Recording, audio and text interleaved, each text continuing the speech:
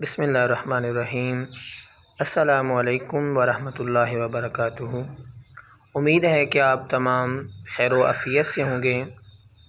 آپ کو یہ علم ہونا چاہیے کہ انسان کی یہ فطرت ہے کہ انسان کوئی بھی کام دو طرح سے کرتا ہے، یا تو خوف کی وجہ سے کرتا ہے یا پھر شوق کی وجہ سے کرتا ہے۔ اور جب کوئی انسان کوئی کام شوق سے کرتا ہے تو وہ 1 سال کا کام 6 ماہ میں بھی کر سکتا ہے اور 6 مہینے کا کام 3 ماہ میں بھی کر سکتا ہے، اگر اس کے اندر شوق پیدا ہو جائے۔ تو آپ نے کوشش کرنی ہے کہ ہم نے یہ جو سلسلہ شروع کیا ہے اس میں اپنا شوق بھی شامل کرنا ہے اور اس کے ساتھ ساتھ اپنی محنت بھی شامل کرنی ہے۔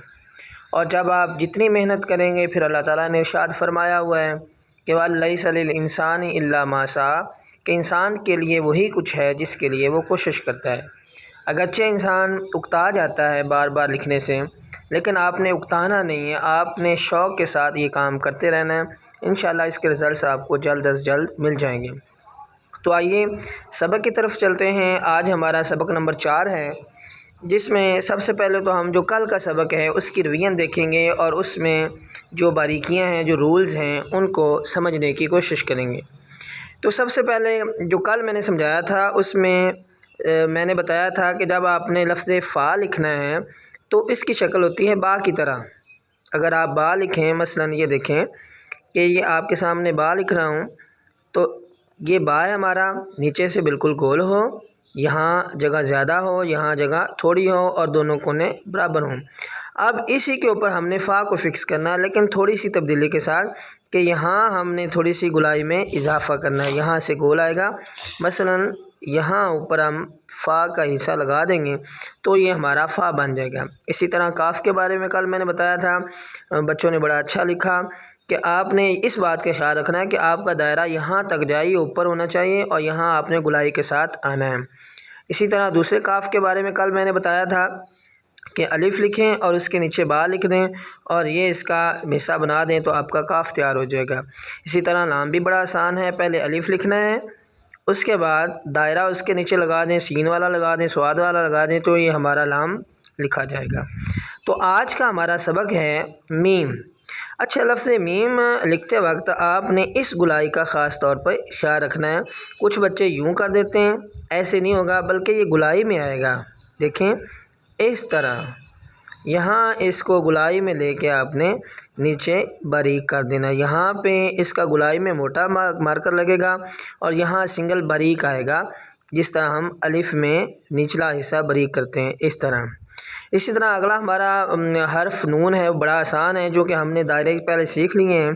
تو کوئی بھی دائرہ، سین کا دائرہ بنا دیں، سواد کا بنا دیں، لام کا بنا دیں، یہاں تک ہاف کر دیں، یہ والا حصہ اوپر ہوگا اور یہ والا نیچے ہوگا، یہ ہمارا نون بن جائے گا۔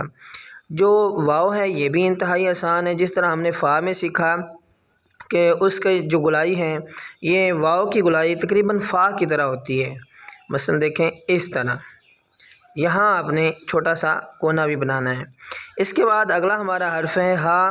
ہا کو لکھنے کا طریقہ کار دیکھ لیں کہ مارکر اوپری حصے میں فل قط لگے گا اور نیچے باریک آئے گا، پھر دیکھیں اس طرح آپ ہا لکھیں گے۔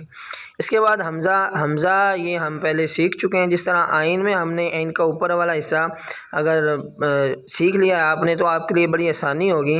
مثلا اس طرح اگر اس سے ہم آئین بھی بنا سکتے ہیں، یعنی آئین کے اوپر والا جو حصہ ہے اس کو ہم حمزہ کے طور پر استعمال کرتے ہیں۔ اس کے بعد آج کا جو اہم لفظ ہے وہ ہے لفظ یا۔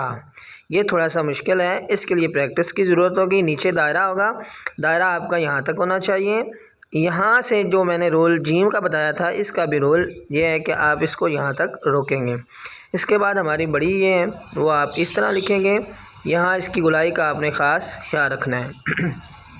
اسی طرح آج کا ہمارا فارسی ایک شعر ہے، جس طرح میں نے پہلے بات کی کہ جو آپ نے اگر شوق کو شامل کر لیں گے تو آپ کے لیے یہ کام بڑا آسان ہو جائے گا۔ تو لکھائی کا یہ آج کا جو شعر ہے، یہ لکھائی سیکھنے کا رول بھی ہے کہ گر تو می خواہی کہ باشی خوش نویس، گر تو می خواہی کہ باشی خوش نویس، می نویسو می نویسو می نویس۔ اس کا مطلب یہ ہے کہ اگر تم اچھا لکھنا چاہتے ہو تو اس کا ایک ہی قانون ہے، تمہیں چاہیے کہ تم لکھتے رہو اور لکھتے رہو، کہ جب آپ پریکٹس کرتے رہیں گے، پھر آپ نے وہ انگریزی مقولہ تو سنا ہوا ہے کہ practice makes a man perfect, کہ جب کوئی انسان عمل کرتا رہتا ہے، کوئی بھی کام بار بار کرتا رہتا ہے، تو ایک دن آتا ہے کہ وہ اپنے کام کو اچھی طرح کر پاتا ہے اور مکمل کر لیتا ہے۔ تو آپ نے ہمت نہیں ہارنی، اس کام کو آپ نے جاری و ساری رکھنا ہے۔ تو یہ شعر آپ نے مجھے یاد بھی کرنا ہے، اور جس طرح میں نے پڑھا ہے اس طرح کوشش کرنی ہے کہ پڑھ کے مجھے وائس بھی بھیجیں۔ اسی طرح انگلش میں ہم نے آج 3 نئے حرف سیکھے ہیں، جیسے ڈی ہے، ای ہے، ایف ہے، ان کو آپ نے دیکھ لینا ہے۔ کل بھی بتایا تھا کہ مارکر آپ نے ہمیشہ الٹا استعمال کرنا ہے۔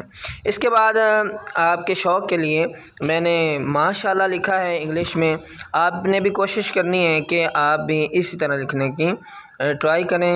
اور جو باقی جو اہم بات ہیں کہ کچھ بچے جو ہیں وہ مجھے بڑا کام ریگولر بھیج رہے ہیں، باقیوں سے بھی میں والدین سے گزارش کرتا ہوں کہ وہ ہر روز اپنے بچوں کا کام بھیجا کریں۔ اللہ تعالی ہم سب کا حامی و ناصر ہو۔ شکریہ۔